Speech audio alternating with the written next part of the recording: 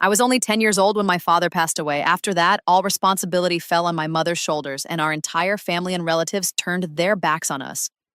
At that age, I didn't understand much, but I often saw my mother crying in silence. She would soak dry pieces of bread in water just to feed me, and I'm sure she went to bed hungry herself. We were going through very hard times. I was studying in a government school, so my education didn't stop. My mother started working in a few homes just to keep the house running. But then one day, I saw her return from work, lock herself in her room, and cry uncontrollably. Worried, I ran to her. She held me close, tears pouring down her cheeks, but said nothing. Her pale face had turned red from crying, her eyes swollen. I kept asking her, "Ami, what happened?" But she never gave me an answer. And then, the next day, she stopped working in people's homes. I didn't know why. I still don't know what happened that day, what it was that even she couldn't bring herself to tell me.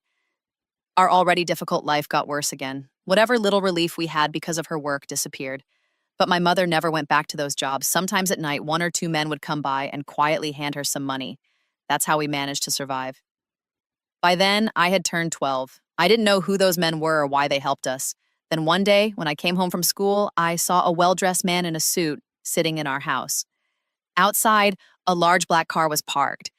The sight of that car alone stunned me, and when I saw the man himself, my eyes widened even more. He was sitting with my mother.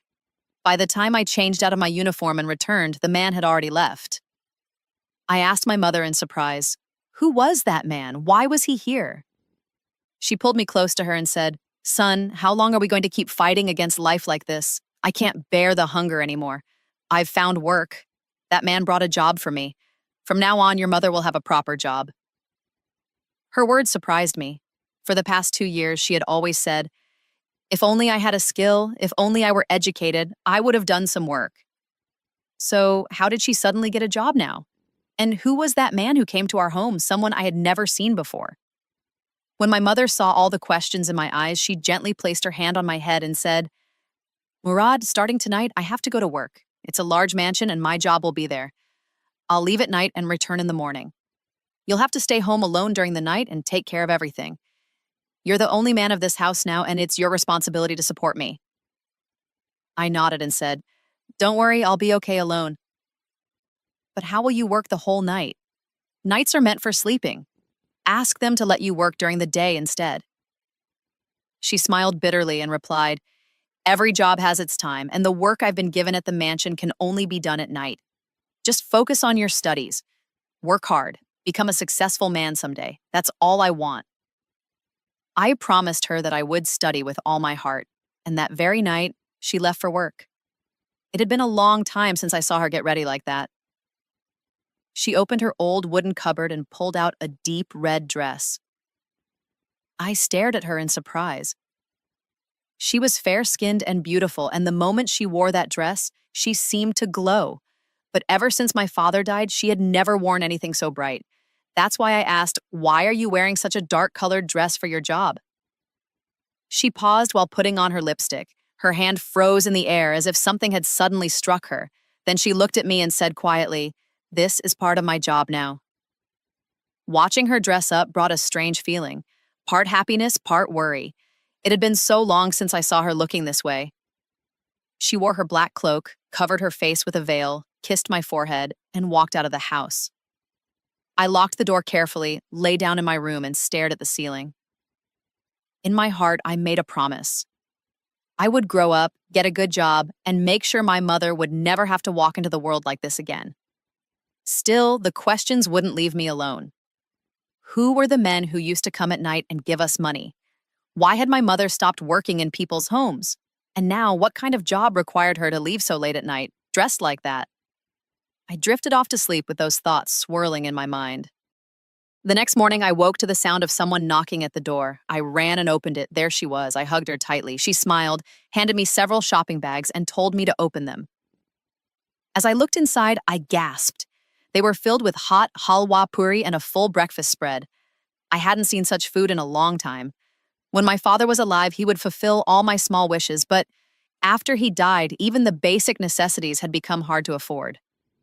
Seeing all that, I was thrilled. I thought to myself, this new job must be really great.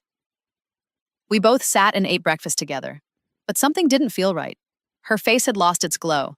The lipstick was gone, her clothes were wrinkled, and her eyes looked heavy with exhaustion. She didn't say much. Maybe she was just tired from work. But deep down, something in her silence still left a weight on my chest. After just a few bites of breakfast, my mother went to her room and didn't come out again. I left for school. When I returned later that afternoon, she was still in her room. I quietly opened the door and peeked in. She was sleeping so deeply, as if she had collapsed from exhaustion. Since my father's death, I had never seen her sleep like that. She used to wake up at the slightest sound, but that day, she didn't even flinch when I came home and opened the door. Without disturbing her, I went to my room, ate the leftover breakfast from the morning, and went to sleep. In the evening, she finally woke up and came to check on me. Gently shaking me awake, she asked if I had eaten anything. I smiled and said, "You were so tired from work, you didn't even notice when I came home from school." She avoided my eyes as if hiding something behind the name of work. When night came, she dressed up again, another deep-colored outfit. She got ready just the same as the night before. This time, she even applied perfume. There was an old bottle lying around, and she used what was left of it. I just sat quietly on the wooden bed, watching her get ready. I didn't know what kind of job required someone to get dressed up like this every night. Before leaving, she gave me a long list of instructions again and then walked out the door.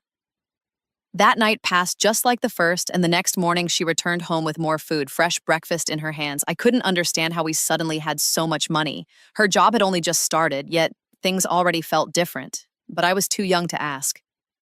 All I knew was that we wouldn't have to sleep hungry anymore, and that brought me peace. Slowly, our lives began to change. She started giving me pocket money. Our kitchen was always full. She even bought new, brightly colored clothes for herself. One day, she pulled me out of the government school and enrolled me in a prestigious private school. She would leave home every night and sleep all day. We barely talked anymore. At the new school, I made friends with rich kids. Their lives were different, flashy, bold, and full of distractions. After school, most of them would sneak out to smoke cigarettes. And as I got closer to them, I picked up the same habit. Money was no longer a problem for me, so I would buy my own cigarettes, sit with them, and smoke. We watched all kinds of movies together, and soon, it turned into watching obscene films. When my mother left at night, I would invite my friends over. We would gather in my house, watch whatever we wanted, and I made sure to send them away before she returned. One by one, I was slipping into every kind of wrong activity. Sometimes I even tried mild drugs, but I was always careful, never letting her find out. But a mother is a mother. Somehow, she always knows. One morning, when she returned from work, I was still in my room. She placed breakfast on the table and came to sit beside me. But suddenly, her expression changed. She looked closely at my face and asked, "What do you do all night?" I froze. Panicked, I lied and said, "I just sleep." She looked at me sadly and whispered, "Don't lie, Murad. I feel like you're doing something wrong behind my back." When my mother confronted me that morning, I was scared. I feared she might discover what I had been doing. To silence her, I reacted with anger. I shouted, "You're not even home at night, and you're blaming me? I stay alone, I go to school in the morning, and study all day. You sleep the whole day. You don't even have time for me." After listening to all my complaints, she didn't respond. She just looked at me quietly, then walked out of the room. I felt a strange relief. I was certain she wouldn't question me again, and I was right. She didn't. Her silence became a shield for me. I started indulging more in my habits. Now, I would even bring alcohol home and sometimes go to parties where girls were invited. I was about to turn 16 and was in grade 10 when one day, one of my friends, Fahad, said, "How long are we going to keep watching videos like kids? Why not go somewhere real tonight?" I didn't understand what he meant and asked, "What do you mean by real?" He laughed and said, "You seriously don't know? Rich men get tired of their wives. They enjoy women from other places. My father doesn't even like my mother. He goes to such places all the time. Our driver knows where they are. I'll ask him to take us." At first, I hesitated. I had never been to such a place. I was nervous. How could I sit with a woman like that? But then Fahad said, "Your mother's not even home at night. She won't know. It's just one night." They convinced me. They even showed me some videos that made me feel tempted. Eventually, I gave in. That night, Fahad's driver picked us up and took us to a quiet area I had never seen before. The streets were lined with large, brightly lit mansions, completely awake even at midnight. We went into one of them, Inside, there was an older woman dressed in flashy clothes and wearing heavy makeup. Her appearance was odd, uncomfortable even, but when she saw us, young boys, she smiled, as if we were the perfect customers. "You'll get beautiful girls for very cheap," she said. "Just make sure you don't go anywhere else. Only trust my house." My friends promised the woman that we would always come only to her brothel. She smiled with satisfaction and led each of us to separate rooms. I was scared, terrified in fact, because I had never stepped into a place like this before. But before arriving, my friends had given me alcohol to calm my nerves. It had started to take over my senses, making everything feel distant and unreal. As I entered the room, it was dimly lit. A woman sat on the bed, dressed up, her face hidden under a light veil. I walked slowly toward her, each step heavier than the last, and then I lifted the veil. In that moment, the world slipped out from under my feet. I froze. I couldn't believe my eyes. The woman sitting in front of me wasn't a stranger, it was my mother. Her eyes widened in shock when she saw me. Her lips didn't move. She just sat there, staring at me with a blank, shattered expression. I stood there, speechless. The silence between us was more suffocating than death. Time passed, or maybe it didn't. I had no sense of it anymore. Then somehow I gathered the courage to ask in a broken voice, "What? What are you doing here? In this filthy place? You told me you had a job. Is this your job?" Tears streamed down her face. She didn't answer. I couldn't take it anymore. My emotions boiled over.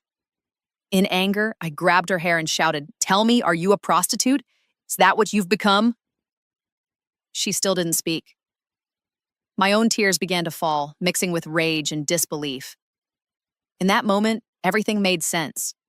The money, the new clothes, the private school, the hot breakfasts. I didn't want it to be true. I couldn't accept that the woman I had respected all my life was here like this.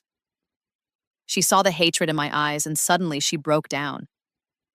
Crying uncontrollably, she said, "Please don't hate me, Murad.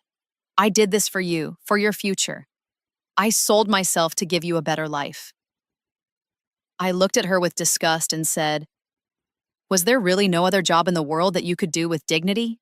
Was selling your body the only way to secure our future?" Still sobbing, she replied, "I tried, Murad, I truly did. But after your father died, everything collapsed. I was surrounded by hungry, shameless men.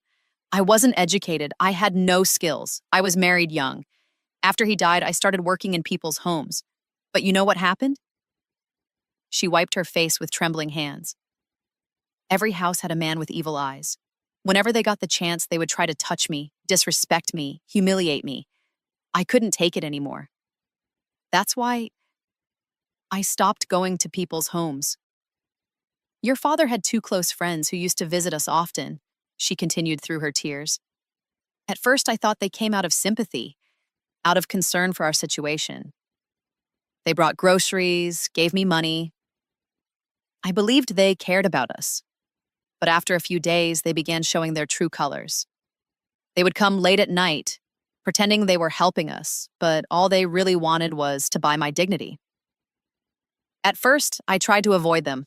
I kept taking the money only for your sake, trying to protect myself while keeping us fed. But soon, they crossed every boundary. Their words, their gestures, they made it clear what they really expected from me. That's when I stopped accepting their help, too. She paused and looked at me with teary eyes. "Do you remember those days, Murad? When we had nothing to eat? When we both slept hungry night after night? There was no one left in this world to care for us. We were completely alone. One day, a man came to our house," she continued, her voice trembling. "I don't know how he found out about me. Maybe someone told him that I was a widow and desperate. He looked me straight in the eyes and said, 'If you're going to sell your dignity, then at least do it for a price that changes your life. Why give it away for pennies, working in other people's homes?'" I stared at her, shocked and unable to speak. "I was so broken by that point," she said. "So tired, so lost." I agreed without even thinking. That very night, I sold myself. And what I earned in just one night, it left me stunned. I couldn't believe how much they were willing to pay. Her voice cracked. The next morning, I came home with breakfast in my hands. When I saw the smile on your face, when I saw you eat with joy after so long, something inside me changed. I told myself, maybe this is the only way. I wanted to see you happy, fed, safe. So I continued. Every night I went out and sold myself. Every morning I came back with food and comfort.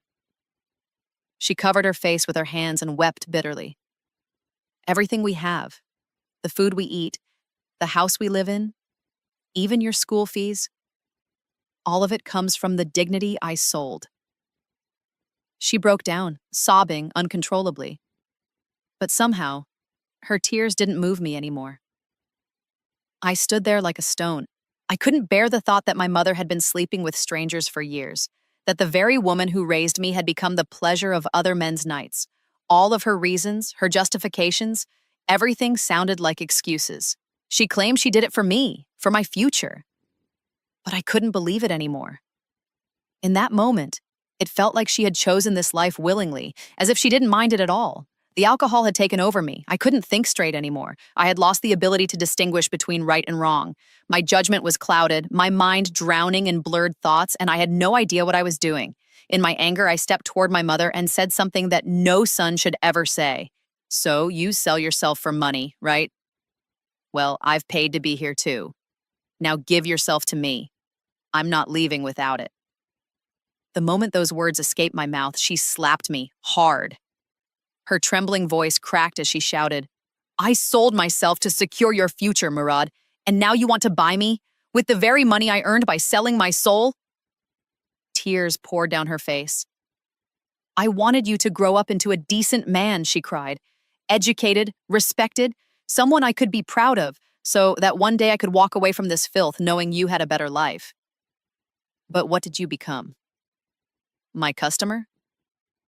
I stood there, heart racing, head spinning, shame and fury mixing like poison in my blood. Her slap hadn't sobered me. It only pushed me deeper into rage.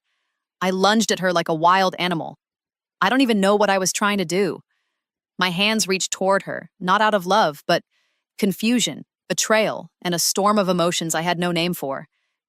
But before anything could happen, something did.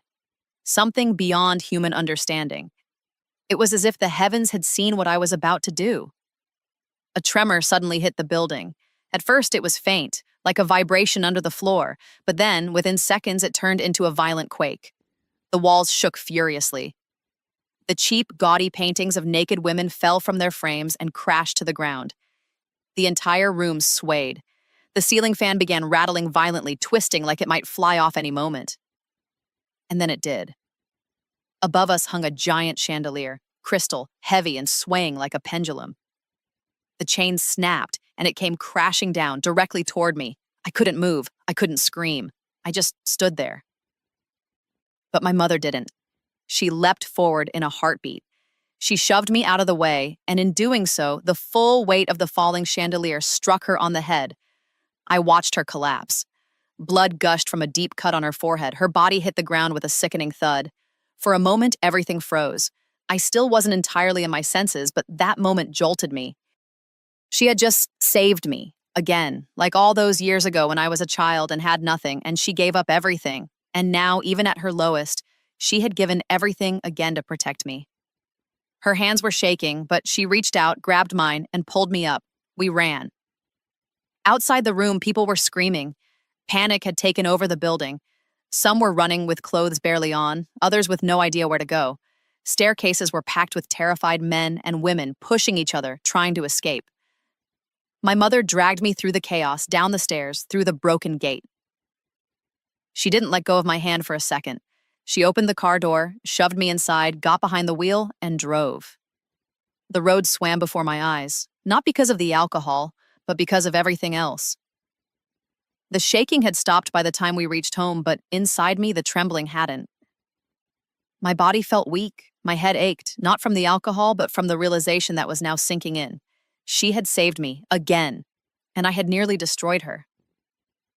My hands trembled as I touched the scar on her forehead, still bleeding, still raw. My eyes blinked slowly as my consciousness began to return. I looked around the quiet of our home. The silence was heavier than any scream I had heard. The quake hadn't just shaken the walls of that building. It had shaken something deep within my soul. When we reached home, my mother helped me sit down. She gave me water to drink and gently washed my face. The earthquake tremors had stopped, but inside me, the real quake had just begun. I sat there silently, still trying to process everything that had happened. My entire being felt shattered, broken into pieces I couldn't gather. She knelt at my feet, her eyes swollen from crying, and she began to ask for forgiveness.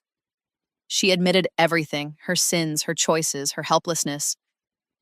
She wept with a kind of pain I had never seen before. But the truth was, she wasn't the one most guilty here. I was. She had done everything for me, for my future, for my well-being. She had buried her pride, her dignity, and her womanhood just to see me succeed. And I had trampled all of that under my drunken rage. I had taken all her sacrifices and reduced them to ashes. Tears welled up in my eyes. I held her hands tightly and whispered, "Please forgive me. I was intoxicated. I wasn't myself. I didn't know what I was doing. How could I even think of hurting the very woman who gave me life? How could I think of dishonoring you?" My voice broke. "Forgive me. Please. I'm ashamed, so deeply ashamed." She looked up at me with eyes that still held love despite everything. She took my joined hands into hers and said, "I fed you with food bought from sin. How could I ever expect you to grow up on the path of righteousness?" Her voice trembled. "Every bite that went into your mouth was soaked in filth. And that's why you were led to bad company, to wrong actions. That's why you found no shame in raising your hand against your mother. It was never your fault alone. I poisoned your soul with my own hands." We both cried, like children lost in a storm. "I will never feed you with anything earned through sin again," she vowed. "No more shortcuts. From now on, we will work, we will struggle, but our food will be pure, our lives clean. Even if it's just dry bread, at least it won't cost us our souls." And I too promised her. "I won't trouble you anymore. No more demands, no more lies.